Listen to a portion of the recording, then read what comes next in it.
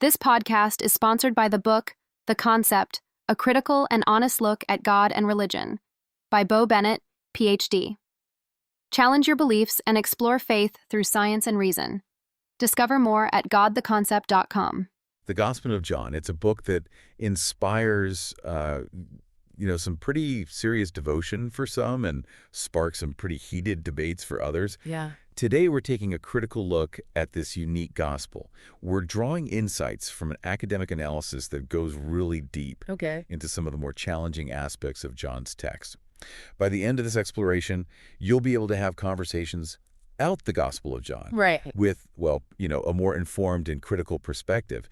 And, you'll be ready to tackle those thought-provoking questions that come up when you're dealing with this complex and fascinating text. What makes John stand out is how it presents Jesus right from the beginning. Yeah, it really is striking. Instead of starting with the genealogy like we see in Matthew or Luke, John just kind of throws us right in with that powerful philosophical statement. In the beginning was the Word, and the Word was with God, and the Word was God. Exactly. I mean, talk about a bold opening. It's a deliberate choice, for sure. John is really making a theological declaration about Jesus' divinity right from the get-go, setting the stage for everything that follows. And that theme of Jesus as divine light pervades the entire gospel, and it contrasts sharply with the forces of darkness. Now, I find that imagery incredibly powerful. Yeah. But, I do kind of wonder if it risks maybe oversimplification when we try to apply it to the complexities of our modern world. Yeah, I see what you're saying. The symbolism of light versus darkness, it is certainly rich with spiritual meaning, but you're right. It can be interpreted in a way that creates a rather black and white view of reality. For modern readers, it's crucial to recognize the nuances of human experience and the gray areas that often defy easy categorization. This brings us to the question of miracles in John, which are often presented in a way that kind of challenges our modern understanding of the world. Take, for example, the miracle at the wedding in Cana, where Jesus turns water into wine. I mean, it's a pretty spectacular feat. And it really sets the stage for the many miracles that follow. The wedding at Cana is significant because it's the first public miracle attributed to Jesus in John's gospel. It's not just about the act itself, though. It functions as a sign pointing to something much deeper about Jesus's identity and mission. But it's understandable that this miracle, like others in John, might be difficult for those approaching the text from a skeptical viewpoint to reconcile with their own worldview. Exactly. It kind of begs the question, are these miracles meant to be taken literally or metaphorically? This dilemma becomes even more pronounced when we consider the story of Lazarus. Which is, unique to John. In this account, Jesus raises Lazarus from the dead after he's been entombed for 4 days. The raising of Lazarus is perhaps the most dramatic miracle recounted in John's gospel. It's a powerful statement about Jesus' authority over life and death, and it leads directly into the events of Holy Week. But, like you said, it raises questions, especially for a modern audience accustomed to scientific explanations for natural phenomena. And it's particularly intriguing that this miracle, considered one of the most significant in John, isn't mentioned in any of the other Gospels. That discrepancy alone is enough to make you pause and consider the different perspectives and potential agendas at play when these texts were being written. Absolutely. These inconsistencies highlight the complexities of biblical scholarship and the various interpretations that arise when we delve into these ancient texts. Speaking of things unique to John, we can't overlook the I am statements. They're so central to John's portrayal of Jesus. I am the bread of life. I am the good shepherd. I am the way, the truth, and the life. These statements are loaded with theological weight. For someone approaching this gospel with a critical lens, how do these statements fit into the overall theological framework John is building? That's a great question. You see, these statements have been interpreted in many ways throughout history. Some scholars emphasize the connection to the Old Testament, where God reveals himself as I am, seeing these statements as powerful affirmations of Jesus's divinity. Others focus more on the metaphorical meaning, suggesting that bread of life, for instance, represents the spiritual nourishment Jesus offers. It's fascinating to see how these interpretations can lead to vastly different understandings of Jesus's mission and identity. It's like John is using these metaphors to paint a very specific picture of Jesus, highlighting his unique role in the world. Yeah. And speaking of portrayal, something that struck me as I was reading was the tension between Jesus and the Jewish leaders in John. Okay.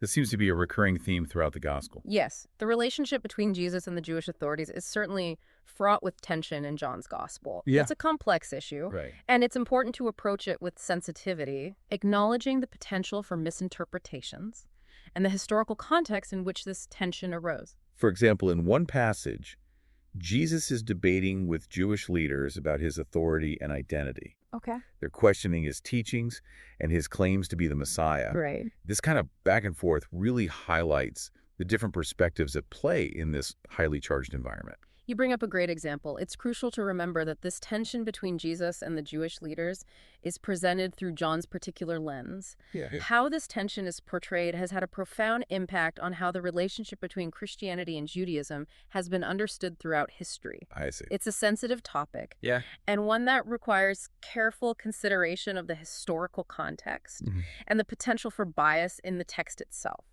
It's a reminder that we need to read these texts with a critical eye, understanding that they were written within a specific historical and cultural context.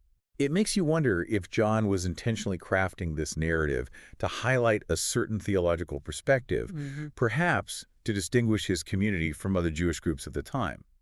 That's a question that scholars continue to grapple with. Right. The Gospel of John certainly presents a unique perspective on Jesus and his relationship to Judaism. Yep. And it's important to acknowledge the potential impact this has had on interfaith dialogue over the centuries. Okay, let's turn our attention to one of the most captivating stories in John. The encounter between Jesus and the Samaritan woman at the well. Okay.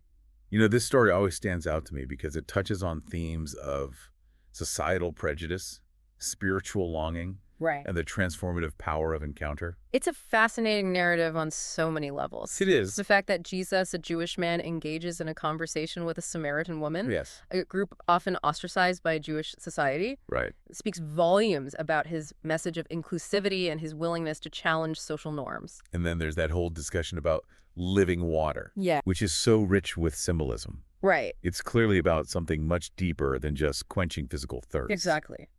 Living water represents spiritual fulfillment, Right. a deep longing for a connection with the divine. Mm-hmm. It's a powerful metaphor that resonates with anyone who has ever felt that sense of yearning for something beyond the material world. But remember how earlier we were talking about the possibility of metaphorical interpretations versus literal ones? Yeah. Well, some scholars suggest that this encounter might be more of a constructed dialogue, Right. a literary device used by John to convey theological points, Okay. rather than a literal historical event. That's right. Some scholars see the story as an allegory, a Mhm. carefully crafted narrative designed to illuminate specific theological concepts. Right. But even if we interpret it as such, Yeah. it doesn't diminish the story's power or meaning. I agree. In fact, it adds another layer of depth, Yeah. inviting us to engage with the text on a more symbolic and metaphorical level. It's like we're being encouraged to read between the lines, to look for those hidden layers of meaning that enrich our understanding of the text. Uh-huh.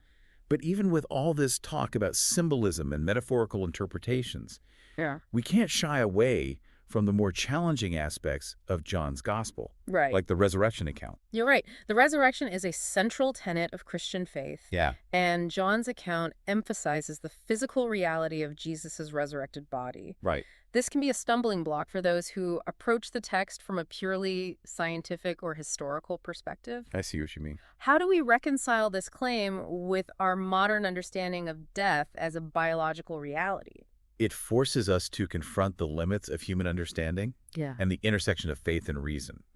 I think for many people, this is where things get really tricky. Right. How do we hold space for both scientific inquiry and religious belief without one negating the other? It's a question that has puzzled theologians and philosophers for centuries. Yeah. And I don't think there's a single easy answer. Right. But perhaps it's in that tension, Okay. in that space where faith and reason meet, Mhm. that we find the most profound insights. It's about recognizing that different ways of knowing can coexist, Yes. each offering its own unique perspective on the mysteries of life and death. Precisely. Okay. And it's in that spirit of open-mindedness and intellectual humility Right. that we can approach these ancient texts, Yeah. allowing them to challenge our assumptions and expand our understanding of the world. This conversation about different perspectives and interpretations brings us back to those timeline discrepancies we touched on earlier. Yeah. You know, the fact that John's account of the crucifixion doesn't quite line up with the timeline presented in the Synoptic Gospels. Ah, yes. Yeah. Those discrepancies have generated much debate among biblical scholars. I bet. Some argue they point to different sources of information or even different theological agendas. Right. Others suggest that John might have been intentionally reshaping the narrative to emphasize certain theological points. It's like a puzzle where the pieces don't quite fit perfectly. Yeah. But maybe that's the point. Maybe we're not meant to find a neat and tidy solution. Right. Maybe it's the very act of wrestling with these discrepancies that leads us to a deeper understanding of the text and its multiple layers of meaning. I think you're onto something there. These inconsistencies invite us to engage with the text more actively. Yeah. To ask questions and to grapple with the complexities of these ancient narratives. It's a reminder that the Bible isn't a monolithic, static text. Right. It's a collection of writings composed by different authors at different times for different audiences. Yes. And with potentially different purposes in mind. Right. And recognizing that is crucial for any meaningful engagement with these texts. It reminds us that interpretation plays a vital role in how we understand these texts. Absolutely. And that's where critical thinking becomes so important. We need to be equipped to evaluate different perspectives, to weigh the evidence, and to arrive at our own informed conclusions. Speaking of critical thinking, you mentioned a book earlier that might be helpful for our listeners who want to delve deeper into this topic. Right. Could you remind us of the author and title? Of course. The book is by Dr. Bo Bennett, and it's a fantastic guide for developing critical thinking skills. Okay. It provides tools and techniques for evaluating information, questioning assumptions, and forming well-reasoned conclusions. Great. I highly recommend it for anyone wanting to engage with complex texts, like the Gospel of John, on a deeper level. That sounds incredibly helpful. We'll be sure to include a link to that in the show notes. As we wrap up our exploration of the Gospel of John, what's one key takeaway you want our listeners to walk away with? If there's one thing to remember, it's that the Gospel of John is a text that invites multiple interpretations. Right. It's not about finding the one right answer. It's about engaging with the text on its own terms, recognizing its complexities, and being open to different perspectives. It's like a journey of discovery where the destination isn't as important as the process of exploration itself. Exactly. And that exploration can be both intellectually stimulating and spiritually enriching. Yes. It challenges us to think critically, to question our assumptions, and to expand our understanding of ourselves and the world around us. It's a reminder that faith and reason are not mutually exclusive. Right.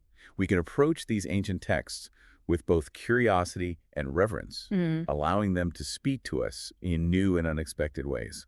And that's what makes studying the Gospel of John so rewarding. Right. It's a text that continues to challenge and inspire us centuries after it was written. So, if the Gospel of John was written with a specific purpose in mind, what might that purpose be? Something to ponder as we continue our own explorations. That's the million-dollar question, isn't it? Yeah. Scholars have offered various interpretations. Some suggest it was to present a unique theological perspective on Jesus, to inspire faith in a world increasingly hostile to early Christians, or to offer a glimpse into the mysteries of the divine. Interesting. Whatever the intended purpose. Yeah. The Gospel of John remains a powerful and enduring testament to the enduring power of belief and the human search for meaning. I love that, a testament to the enduring power of belief and the human search for meaning. What a perfect thought to end on. Thank you for joining me on this fascinating journey through the Gospel of John. It's been my pleasure. Keep exploring, keep questioning, and keep seeking.